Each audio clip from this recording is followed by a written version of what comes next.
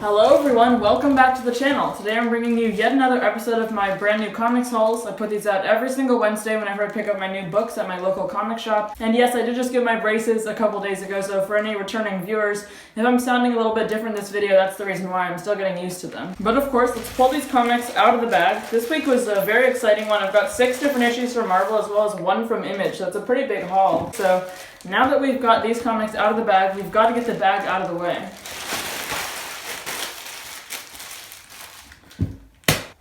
Alright, now that that's over with, let's get right into these books.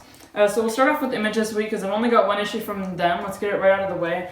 This one is Radiant Black, issue number 4. That's a super cool, vibrant cover, which I believe is by Marcelo Costa, who's also the main artist on this series. It's written by Kyle Higgins, of course, and it's been a great series so far. It's basically Image's only superhero title they've been publishing. Radiant Black centers around Nathan Burnett, who's a failed writer. He hasn't had work in a long time, and he's in a lot of debt, so he ends up needing to move back to his parents in order to try to get his writing done and get back on track with his life. And of course, he came across a black hole that was just floating in the sky on his way home from a bar with his friend. We haven't seen that much action actually in this series so far. It's mostly been character building, which isn't what you'd expect from a superhero comic, but you know, this is Image. It's not your typical superhero title. And Kyle Higgins has actually been doing a great job with all the character building stuff, even if it hasn't been the most exciting series action-wise. This is supposed to have a huge twist at the end. I'm excited to see what that twist will be, and I think we're probably going to get some action with this other Radiant Black who is wearing a red suit. So we'll see what happens in this issue. I'm excited to see what that revelation, that big twist at the end that people are talking about is,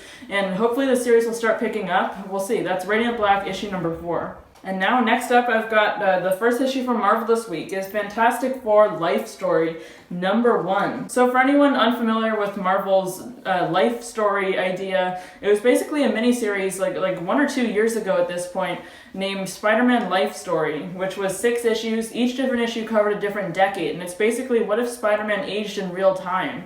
Time and just how it works in the Marvel Universe has been something really confusing for a long time. This miniseries is written by Mark Russell, who I've never read any of his work before, so it's always nice to try out a new writer. And the art is by Sean Isaacs, who actually worked on the main Fantastic Four series with Dan Slott for a little bit. And it's been really long since Spider-Man Life Story, actually.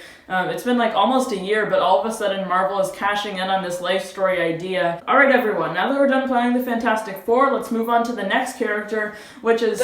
Would anyone like to hear a fun fact? Sure, Jimmy, go ahead. This year will be the Fantastic Four's 60th anniversary. Ah, shoot, we gotta do something about that. No, we don't. 60 years isn't even a milestone. Come on now, we gotta take advantage of this. Ideas, people, ideas. Well, sir, if you would allow me to state my... Quiet, Jimmy. We could do another life story series starring the Fantastic Four. Perfect, Chip. You're a genius. Start writing it ASAP. Well, I mean, I can't write it. And why is that? Well, I'm a bit busy with some work for, DC. Are you serious? And next up, yet another big release from Marvel. This is Heroes Reborn number 3. This specific issue is written by Jason Aaron, and the art is by Federico Vicentini, with a backup story having art by Ed McGuinness. Of course, Heroes Reborn is set in this world where the Avengers never existed. They never had their origin, so instead, the main superhero team on Earth is the Squadron Supreme, who are basically these imposters. Something changed the universe and made it so that the Avengers never existed, and every issue is basically going to be focusing on a different member of the Squadron Supreme, with the first and last issues of Heroes Reborn serving as bookends, and in the background of the whole series,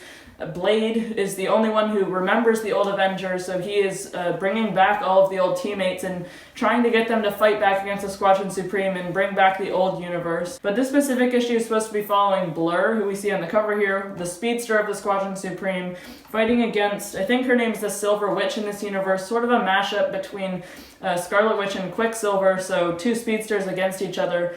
And I think Federico Vicentini on art is a great choice for this issue. He has like a really jagged art style that I've enjoyed. He's been doing work on Amazing Spider-Man lately, but I think his art would be perfect for a speedster issue. I'm excited to dip into another issue of Heroes Reborn. Moving on with another Marvel release this week, we have a one-shot. This is the Immortal Hulk Time of Monsters Of course, over the span of the whole Immortal Hulk run that's been running since like early 2018, there have been these companion one-shots. Not all of them have even been written by the main Immortal Hulk writer, Al Ewing.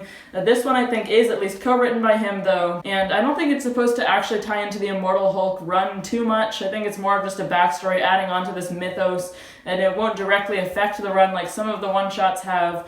But it's written by Al Ewing, like I said, and Alex Packnadel, also written by Vaughn. And then the art in this issue is by Juan Ferrer and Kevin Nolan. Juan Ferrer has been killing it on all the stuff he's been doing. He has a really cool, like, painted art style almost that can be really detailed, like when there's close-up shots of different characters. And I think he'd be perfect for a gory, like, creepy Immortal Hulk one-shot with all the body horror that you might expect from a series like this. But yeah, it's supposed to be set 10,000 years in the past, some sort of, like, old tribe who worshipped the Green Door. Something that has to do with all of the things they've introduced in the Immortal Hulk run recently. I really don't know too much about this issue, but it's always exciting to find out, and I've been loving Immortal Hulk lately. So yeah, that's Immortal Hulk Time of Monsters #1. Alright, next up is the Amazing Spider-Man number 66. This issue is written by Nick Spencer as usual, and art on this one is by Mark Bagley, which I'm very glad to see. Of course, Mark Bagley was just announced to be drawing the Sinister War event, which is branching out of Amazing Spider-Man, starting this July. And this is the last issue of the actual main Amazing Spider-Man series he'll be doing before that event. This is sort of a filler issue between two story arcs of Amazing Spider-Man. The last one was King's Ransom, in which we saw Spider-Man and Boomerang trying to collect these Lifeline tablets. This tablet, when fully assembled, gives whoever assembled it basically a bunch of power. So Kingpin was also trying to assemble those pieces. He's a former crime boss and now the mayor of New York City. So a lot went on in that last story arc, but I really liked how they wrapped it up in the last issue, which was an extra one-shot called Giant Size Amazing Spider-Man King's Ransom. And it felt like old Spider-Man comics again. Of course, Spider-Man has been kind of grim lately with all the last remaining story arc and Kindred, that main villain going on in Nick Spencer's run lately. And that story arc felt like a refreshing new arc that we really needed, where it felt more lighthearted. But I'm glad that we're getting a filler issue so that Nick Spencer can slow down just a little bit. Probably have some more character-focused stuff. I bet this will focus on like Peter Parker and MJ a little bit more in their relationship. But that's Amazing Spider-Man number 66. It's always good to have some art by Mark Bagley on this book. Right now we're down to just the last couple issues. This one is the Mighty Valkyries, issue number 2 of 5. This is just a mini-series as far as I know, but this is the type of thing where I think they could end up expanding this into an ongoing if people like it enough. I thought the first issue was pretty good. It had really good art. That was the main part that I liked of it. The art in the series is by Mattia De Ulis, who has like a really photo-esque, like really realistic art style. And the series is written by Jason Aaron and Torrin Gronbeck. They were the creative team on the Jane Foster Valkyrie series that ended a while back because of COVID. I think this is even just basically printing those issues of Jane Foster Valkyrie that were solicited to supposed to have come out, except COVID ended up canceling those issues. They're just being printed again in this, as well as these backup stories that we're getting focusing on another Valkyrie who was introduced in that King in Black miniseries that we got following the Valkyries team. So it's basically just those two characters having their separate adventures. I forget exactly what was going on in that last issue. There's kind of a lot, but it was still understandable. I might have to flip through the first issue of the series to refresh my memory. But then the backup story following this ancient Valkyrie who had come back to life in the last Valkyries miniseries.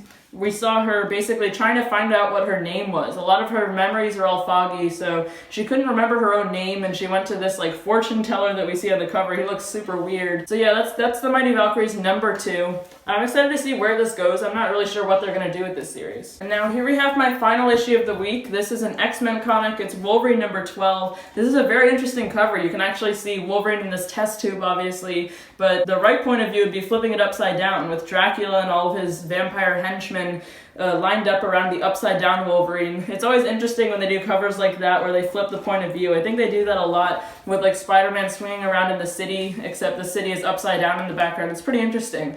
But this is written by Benjamin Percy with art by Scott Eaton. I did like the last issue. It wasn't quite as good as some issues of Wolverine we've had in the past, but it was following Dracula, of course, and his vampire army who have been trying to get a hold of Wolverine. His blood might like imbue them with the immortality and healing that Wolverine has, of course. This is the last issue of this storyline, though, because next issue Wolverine is going to be tying into the Hellfire Gala event, where they're going to reveal a bunch of plans for mutant kind in Krakoa. All of that is going on next month in June. It's going to be released pretty frequently, and I'm kind of excited for that, because honestly, some of these X-books recently have just been kind of lacking, in my opinion. They don't have that same excitement that so many of the relaunched X-Men titles had right when Krakoa was introduced and Jonathan Hickman relaunched all the X-Men stuff, because it's kind of died down a little bit. We all know what the concept of Krakoa is now, and they don't have that much more to explore. So I think Hellfire Gala is really what the X-Men titles are needing right now. But yeah, we'll see with this. That's Wolverine number 12. We'll see how the story arc wraps up. Alright, well that's every single one of the brand new issues that I picked up this week. I want to know what you guys got though. Let me know down in the comment section below. Which issue you were the most excited to read this week, or if you've already read them, which one was your favorite? Let me know. I'd like to talk to you guys about the new books this week. And also, now that you've made it to the end of the video, if you enjoyed it all, consider hitting that subscribe button. You can also hit the notifications bell, which is sitting right next to it. You'll be notified every single time I post a new video if you don't want to miss any. So that's everything for me for today. Thank you so much for watching, everyone. Bye, guys.